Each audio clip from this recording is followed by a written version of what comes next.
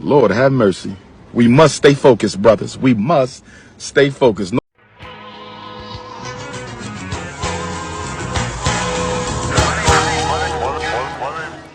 Alright, we're gonna go into some news involving Mandy Rose that recently was released over the company over external content involving nudie and saucy photos that she had with her, doing provocative pictures with her and her fiance on something called Fans Time, where it's primarily cameos and exclusive photos from many celebrities and athletes.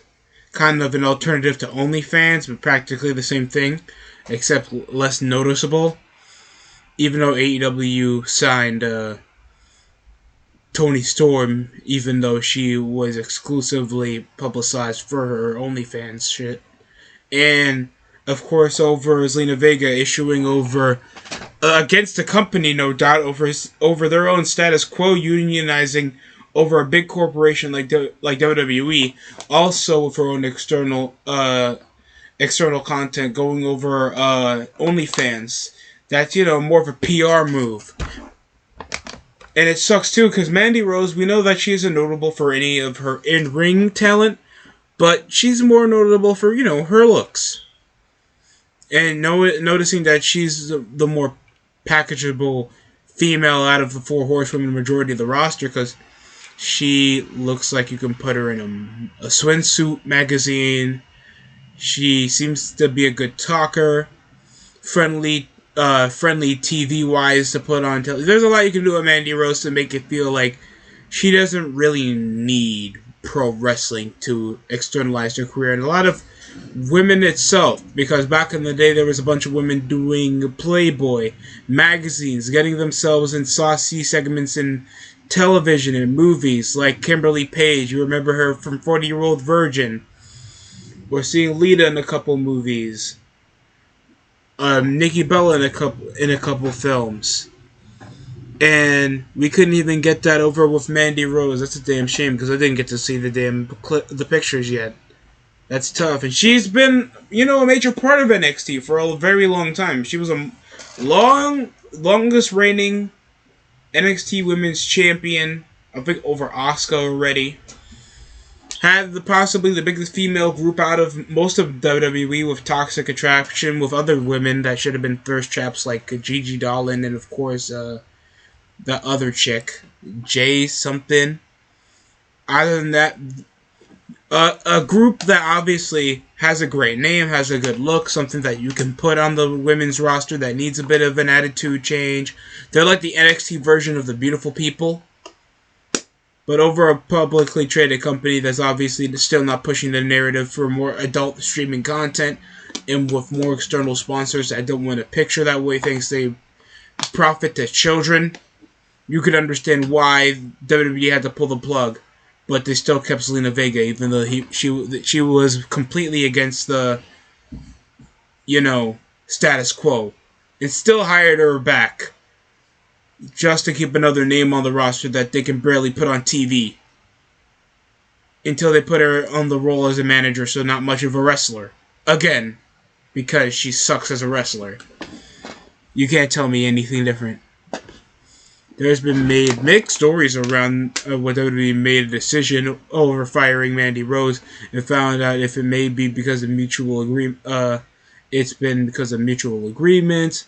Meltzer chimed in to make that he knows the situation, and he says it's decided on the days for Mandy needed to drop the title. Possibly was. I haven't even heard about it since after she released, so I don't know how long she's been doing this exclusive clips.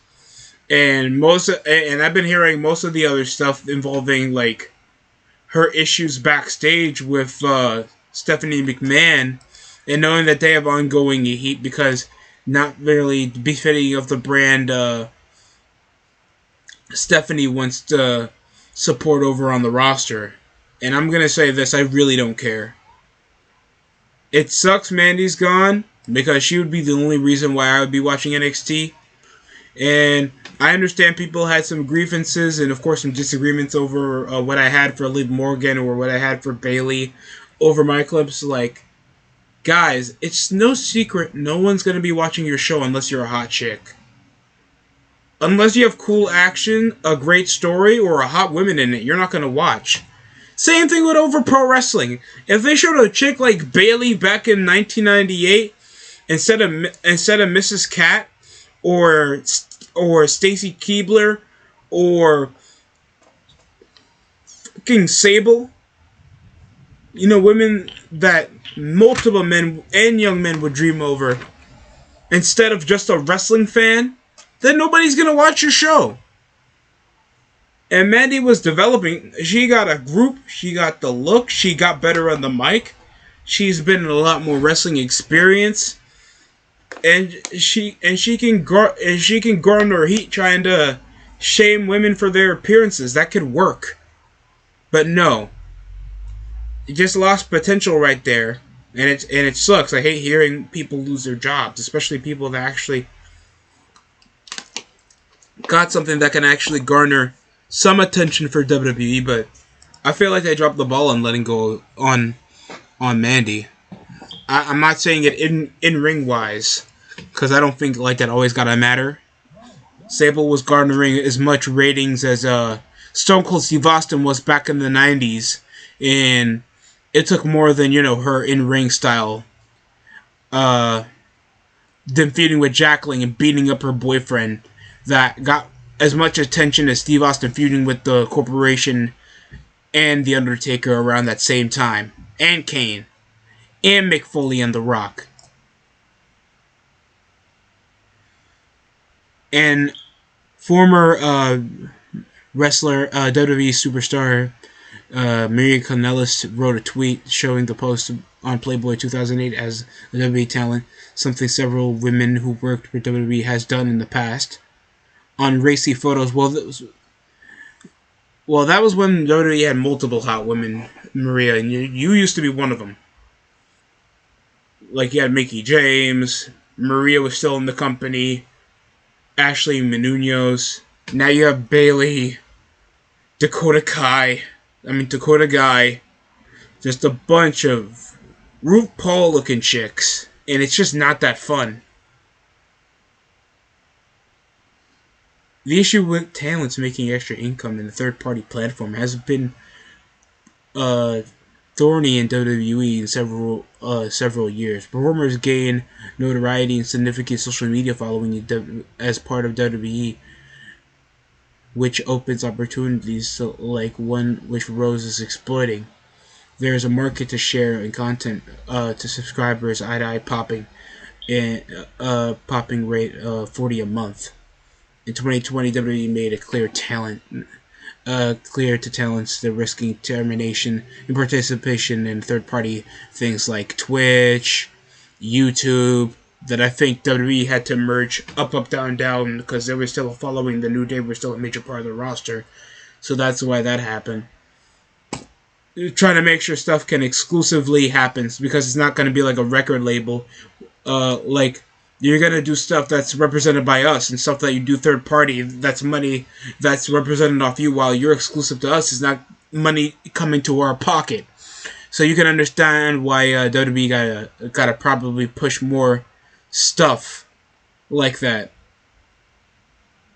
And you can see right there, Mandy's with 3 million subs, and you see a gorgeous woman like that, with such a support, and already has the clout that didn't even primarily come off her wrestling ability only, and has the talking ability, acting chops over what she's done with her tenure in WWE. She can get a lot of opportunities with this, so there's possibly still a chance on the table to come back to WWE, or hell, she can just get out of it entirely and go right on to television deals, or at least modeling. More acting jobs, sponsorships, anything Mandy can do to do it. And she's still young enough to pull this off, so yeah, big ups to Mandy. Hopefully she does well with her future endeavor. And yeah, I'm not gonna blow a casket. I know Destructor did much on that. Shout out to him. Thanks for watching the DST show. Like, comment, and subscribe for more. Tell me how you feel about Mandy Rose really getting released in the first place down in the comment section below. And subscribe if you want future content from me.